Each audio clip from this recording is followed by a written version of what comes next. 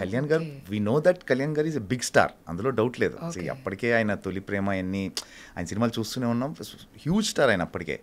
కాకపోతే నా ఉద్దేశం ఏంటంటే యాజ్ ఎ బిగినర్ నాకున్న ఇదేంటంటే ఒక సీనే కదా ఏంటిది అని ఫీలింగ్ నాకు పర్సనల్గా. అంటే మిస్కన్సెప్షన్ ఎలా ఉంటుందంటే మనం ఇన్స్టిట్యూట్ చేసాం రాగానే మనం ఏదో పట్టుకెళ్ళి మెయిన్ విల్ని ఇచ్చేయాలి ఇలా ఉంటాయి, అంటే ఆ పర్టికులర్ ఏజ్ దాంట్లో. బట్ దాని వాల్యూ నాకు రిలీజ్ అయినతో తెలిసింది. నేను ఎక్కడో చార్మినార్ దగ్గర ఒక టీ షాప్ ఉంటుంది, ఇరానీ కెఫేకి వెళ్తే 3-4 మెంబర్స్ డబ్బులు తీసుకోలేదు, just because I was part of Kushi. అది హైదరాబాద్ బేస్డ్ సీన్ బాగా, అంటే కండాలా కాయకూరే గండిపేట జాయింగే, సో వెరీ టిపికల్ హైదరాబాద్ దాంట్లో ఉంటుంది, స్లాంగ్లో ఉంటుంది అది.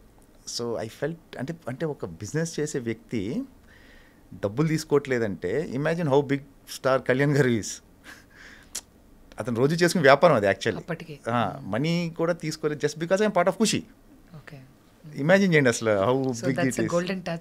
నాకంటే దట్స్ వెన్ ఐ రియలైజ్డ్ ఏంటి అంటే రికగ్నిషన్ ఏంటి, ఫస్ట్ టైం గుర్తుపడుతున్నారు. డబ్బులు వదులుకోవడమే చాలా పెద్ద విషయం, మీకు అర్థమైందా? ఏదో మీ సినిమాలు బాగా చేస్తారు లేకపోతే మీరు బాగున్నారు ఆ సినిమాలో అంతవరకు ఓకే. ఒక బిజినెస్ చేసుకునే వ్యక్తి డబ్బులు వదులుకోవడమే something big, just because I'm part of that film, అంతే కదా, గుర్తుపట్టారు కాబట్టే. So how old were you అప్పుడు అండి? I was 20 and by then that's it, 20-21 probably. So దీనివల్ల నాకు నా లైఫ్ ఇలా డ్రైవ్ అవుతుందని మీకు అసలు నో ఐడియా. అంటే మీకు ఇక్కడ విచిత్రంగా ఏంటంటే ఇప్పుడు మనం జాబ్ ఏదైనా ఉందనుకోండి, ఒక గ్రాడ్యుయేషన్ చేస్తేనో పలాంది చదివితేనో లేకపోతే కోర్స్ చేస్తేనో దానికి ఫర్దర్గా మనకి ఏవో రిజల్ట్స్ ఉంటాయి లేకపోతే ఇన్ని జాబ్ ఆపర్చునిటీస్ ఉంటాయి. ఇక్కడ ఏముంటుంది, ఇక్కడ ఏమి ఉండదు కదా. Unless until you don't discover your self, అసలు నీకు టాలెంట్ ఉందా లేదా అని కనుక్కోవాలి ఫస్ట్, నీకు నువ్వు కనుక్కోవాలి. మిగతా సంగతి తర్వాత, మిగతా వేరే వాళ్ళు చూస్తున్నారా లేదా తర్వాత సంగతి. ఎందుకంటే ఎవ్రీవన్ హ్యాస్ దేర్ పనులు ఉంటే ఫస్ట్ నీకు తెలియాలి అసలు నీకు టాలెంట్ ఉందా, నీకు పొటెన్షియల్ ఉందా, నువ్వు రియలైజ్ అవ్వాలి. వన్స్ యూ రియలైజ్ దట్, దాని తర్వాత ఏమవుతుందంటే ఆపర్చునిటీ రావాలి. సరే ఆపర్చునిటీ వచ్చింది అనుకుంటే చేసేసాం మనం, అది డైరెక్టర్ నచ్చాలి, అది ఎడిటింగ్లో ఉండాలి. So it has to come, రావాలి. మళ్ళీ నేను ఒక ఫిలిం చేశాను అప్పట్లో, ఒక రాజు ఒక రాణి అని చెప్పి రవితేజ గారి film. There's one small sequence bikes ఒకటి ఉంటుంది, యోగి గారు డైరెక్టర్. నేను సత్యం థియేటర్ ఫ్రెండ్స్ని కూడా తీసుకెళ్ళాను.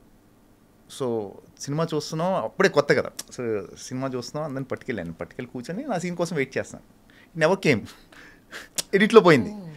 Then I realised, it's not that మనం చేస్తే కాదు, there are so many things after that. అది ఎడిట్లో ఉండాలి, తర్వాత మనకి అంటే ఎన్ నెంబర్ ఆఫ్ థింగ్స్ కలిస్తే కానీ ఒక యాక్టర్ పేరు రాదు.